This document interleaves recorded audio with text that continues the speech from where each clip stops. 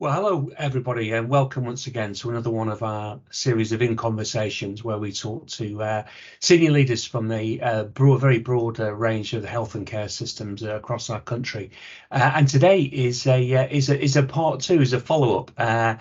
2 years ago now, we spoke to Andy Hardy, Chief Executive of the University Hospital of Coventry in Warwickshire. We were bang in the middle of the pandemic, and Andy's hospital became the first to deliver a proper COVID jab, and we reflected on that as well as some of the operational challenges that were going on at the time. It was a very well received conversation, Andy, and I think most people that watch and listen to this don't actually have no operational experience in the service. So I think you gave us a real insight in what it felt like to run a hospital. Let's just flip back then. COVID, there is a sense that COVID's kind of gone away, but it hasn't, has it? There seems to be a lot of it around, particularly in hospital settings. How are things looking there in Coventry? Well, as you say, it hasn't gone away. It's probably in many years that it does go away. What we do see, though, is it's still circulating, but one thing I should say, the vaccinations are effective, and they do stop people getting ill.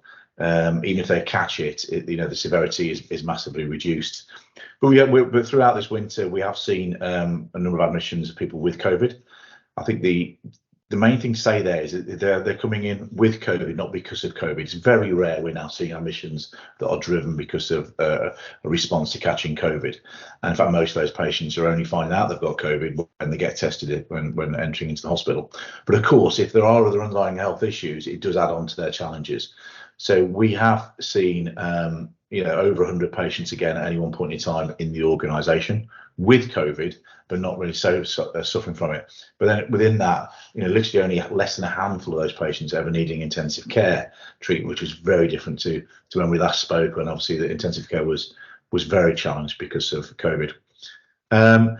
It has, of course, also led to a number of staff absences. So whilst that's now reduced down as we sort of like entering the second half of January, certainly over the Christmas period into the early New Year, there was a challenge around numbers of staff people who had got COVID, and hence they couldn't work, etc. So there was that challenge as well in terms of the operational impact. Great, thanks for that. That's a great impact, and encouraging that people are coming in with COVID rather than because of it. Yeah. Sandy, there's a huge emphasis obviously now on trying to get back on track, activity to pre-pandemic levels, try and get on top of the waiting list. Just tell us what it's like from your position in terms of that elective recovery. Okay, we say a massive challenge, and just to put into context of my organisation. So as I sit here today, got about 4,400 people waiting over a year for an operation. When we went into the pandemic, we had nobody. We were very proud of that fact, waiting over. It peaked at nearly 6,000. We included people over 2-year waiters. We've made quite a lot of progress in terms of we were the first specialist hospital to eradicate all the 2-year waiters last April. We're just now moving to eradicate over 18-month waiters or 78-weekers. But it's a big challenge. It's both the sheer numbers involved, at the same time as the operational challenges we've just alluded to around emergency pressures, which obviously the media is full of at the moment. So the ability to ring fence capacity for elective work is very challenged at the moment in most organisations, unless you have a purely elective site, which we more or less do in our rugby site, but it's not completely ring fence, and it doesn't do some of the complex things that they need to come into the University Hospital site here in Coventry. So we are working hard on all fronts to do that. We've taken an interesting approach here in terms of a bit different to some others, where I talk about having a data-led but an operationally delivered response to the backlog. So just really understanding the waiting lists. This might seem strange to people who don't work in health service, but waiting lists aren't as straightforward as somebody comes in, doctor says you need an operation, you get added to a list, and when you get taken off, because there can be different processes in between them. So really focusing on the data to see where people are on a waiting list, what they actually need, and how we can take that forward. And one of the interesting sides of that has also been looking at the health inequality impact of waiting lists. We identified early on, and this is replicated, I'm sure, across the NHS, that people who come from our most deprived areas were waiting longer for the same operation with the same consultant than people who came from our most affluent areas.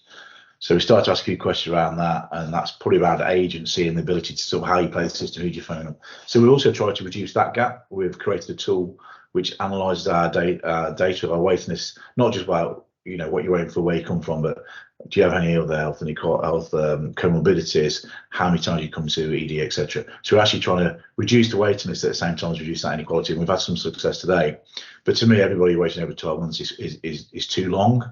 But we also have to accept, being a specialist hospital, there's only so many people who can do certain operations, and that is an operational challenge to make sure they get the amount of theatre time they need. At the same time, you've got all the urgent operations going around, cancer, for example. Understandably so, the headlines in the media are focused on some longer times of waiting for cancer. What we have experienced, as I know the rest of the country has experienced, is some late presentations of cancer because people didn't come forward during the pandemic. However much we urge people to still come forward if they found lumps, etc. So there's quite a backlog for cancer across the country, and we're seeing a bit of that in certain specialties. So it's getting that balance on a day-to-day basis between your urgent work coming through the front door, your urgent work that you need to do in terms of cancer urgent work and urgent operations, and then if I can call it the standard elective. But when you think about standard elective, means things like hip, knee replacements, gallbladder removals. These are things that affect people's daily lives. So that's the challenge we're facing every day. And that's absolutely heightened at this point when we've got all these winter pressures. We've talked about COVID. We've had a heavy flu season this year compared to the last 2 or 3 years. Not unsurprising, really, because we haven't been out and about, we've been social distancing. But also, of course, we have some challenges around industrial action. So as I sit here talking today, it's a day of an ambulance strike. So these do have effects on the challenge day to day. Great, thanks, Andy. Just a bit of a follow-up on that, and the work you've done there on really looking at data on your waiting list has sort of captured the imagination of it. We've certainly looked at it across the Birmingham system. Do you think moving forward we'll be a little bit more sophisticated about waiting lists, and it won't be just down to how long you waited? We'll factor in some of those other things like how serious your condition is, or that attempt to address some of those health inequalities? No, absolutely. I think I'm kind of ashamed on one level to say this, but I open to say this. If we went into the pandemic, as an acute chief exec, I never really spoke about health inequalities. As we come through the pandemic and now coming out of the pandemic, I don't go to any meeting where health inequalities isn't talked about.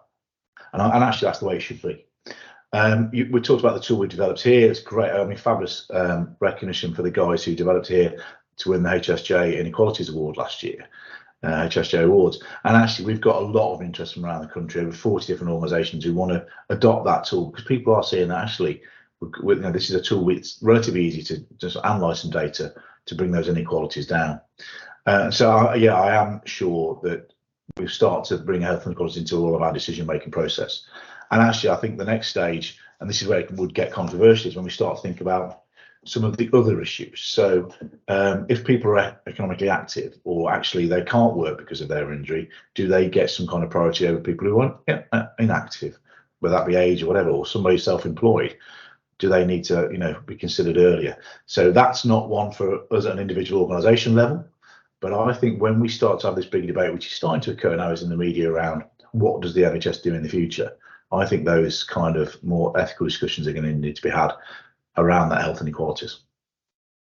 That's great. That's really interesting, Andy. Then finally, final point, perhaps, as well as all those operational challenges you very lucidly described there, we're in the middle of what I've described as probably the most significant reform of the NHS since 1948. That is the move to integrated care. Just give us a flavour of it on your patch and how you're working with your partners. Okay, yeah, I mean, obviously, as you say, since July of last year, we've formally had integrated care systems, integrated care boards as a statutory organisation.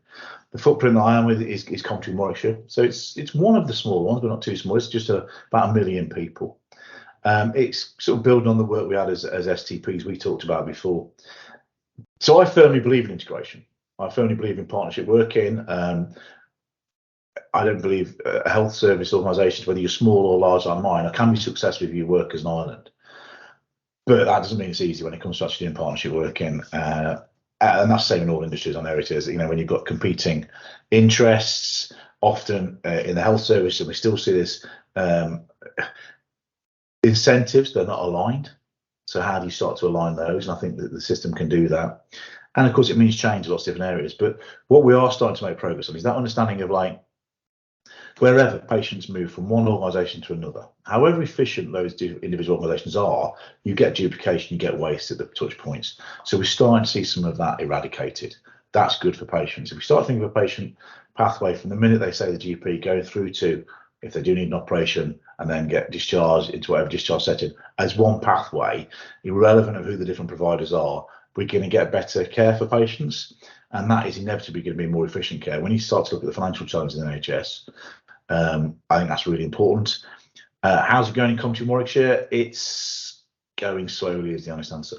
And that's not because of the guys at ICB. It's just the nature of the world. And actually, as you discussed, it's very difficult for a lot of people to be able to take their heads up from the day-to-day challenge, to think about what the future looks like. I challenge my leadership team to do that all the time.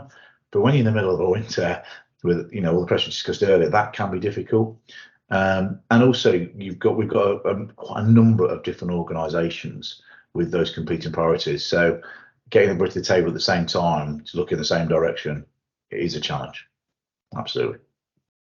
Great. Well, good. Well, thanks for your candor there, Andy. And then maybe I think next year's flat settlement, I think we're going to get cash wise for this service. We'll probably focus some minds on that and getting at some of that waste that you've alluded to. I think that's wonderful as always. I could do this with you every week, actually. There's some great insights there, real great sense, I think, for people of what it's actually like being in the service at the moment. And we're speaking to your innovation team. Hopefully we'll be doing something slightly exciting with the trust in the months ahead, and getting some people up there to see you. But in the meantime, thanks again for spending the time today. People will realise how ridiculously busy you are. And thank you to all your staff for everything you do for the people of Coventry and Warwickshire. And we wish you every success in getting through the winter. Thanks, Richard.